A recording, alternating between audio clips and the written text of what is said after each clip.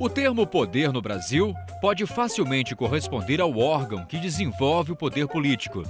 No entanto, existem diferentes tipos de poder nos contextos sociológicos e filosóficos. Ao afirmar que dinheiro é poder e informação é poder, pode-se dizer que a informação é o segredo hoje. Quem tem informação tem o poder. Não é possível se ter uma única definição de poder. A maioria das pessoas associa o poder a controle. Este é certamente um tipo de poder, mas não é o único.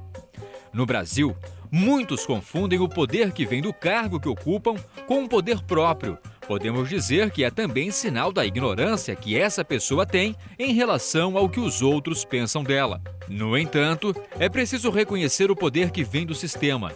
No nosso país, pessoas comuns são figurantes da vida real. As famílias brasileiras estão se transformando.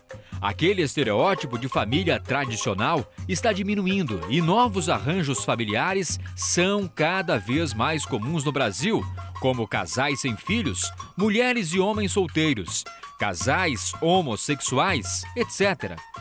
Essas novas famílias integram a realidade brasileira de tal modo que a nova lei de adoção já valoriza esse novo conceito, em que o que importa é quem dá o devido carinho.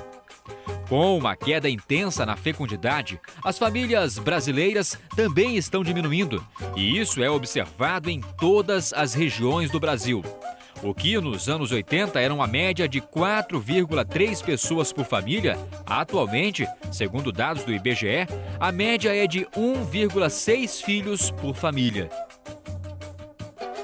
Um sentimento ou uma emoção que leva uma pessoa a desejar o bem de outras pessoas e coisas. Ou um interesse que se baseia no desejo sexual. A sexualidade e o amor foram administrados ao longo da história da humanidade, com as revoluções comportamentais que vieram principalmente com a pílula anticoncepcional e o movimento hippie. Atualmente, o prazer é perseguido a qualquer custo. É visto como prioritário. No passado, o amor romântico guardava uma certa mística entre os amantes, onde o amor e a paixão eram relacionados. Mas hoje podemos tentar explicar o amor de duas maneiras. Por um lado, prega a liberdade e paga seu preço. Por outro, a possibilidade da sublimação do ato sexual em nome dos bons costumes, da família e da estabilidade financeira. E o preço pago, muitas vezes, vem com uma vulgarização, a rejeição e a desilusão amorosa. A endoculturação é um processo de assimilação e construção e absorção dos símbolos a partir da sua socialização. E o Brasil é rico dentro da cultura africana, através das danças, músicas e crenças, como cada orixá representa um santo católico. Já na herança cultural açoriana, trazida pelos portugueses e espanhóis, está presente no artesanato, pesca, gastronomia, danças, boi de mamão, até mesmo na maneira de falar, um som cantado. Certeza e convicção são palavras que expressam grandes características da fé.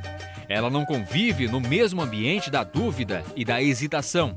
A fé tem sua base alicerçada na esperança e não em fatos concretos.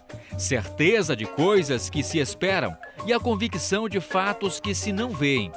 Conforme o censo de 2010, o perfil religioso dos brasileiros vem mudando. Desde o primeiro recenseamento de âmbito nacional até a década de 70, a maioria da população brasileira é de católicos, devido ao processo histórico de colonização do país e do atributo de religião oficial do Estado até a Constituição de 1891. Uma pesquisa apresentada no 11º Congresso de Medicina e Espiritualidade avaliou o comportamento religioso e espiritual do brasileiro e revelou que 44% das pessoas consideram-se seguidoras de duas ou mais religiões e 49% delas nasceram em uma religião diferente da que tem hoje.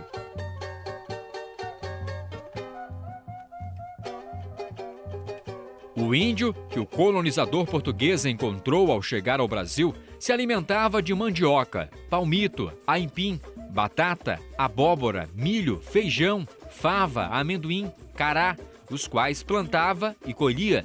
Também se alimentavam de carnes e peixes. A partir do século XVIII, no período em que o Brasil lutava por sua independência, a cozinha brasileira ia ganhando uma identidade própria. O Brasil tem uma grande diversidade cultural, principalmente na parte da gastronomia. Em geral, os pratos nacionais têm como base o tipo de fauna e flora da região, com influências do tipo de colonização local, como exemplo a região sul, com sua maioria italiana e alemã. Hoje, há um crescimento expressivo no número de cursos de graduação em gastronomia no país, tanto em instituições públicas quanto privadas. Isso vem comprovar que a tendência nacional é a expansão do segmento de serviços e hospitalidade, com especial ênfase na gastronomia, gerando a necessidade de profissionalização do setor.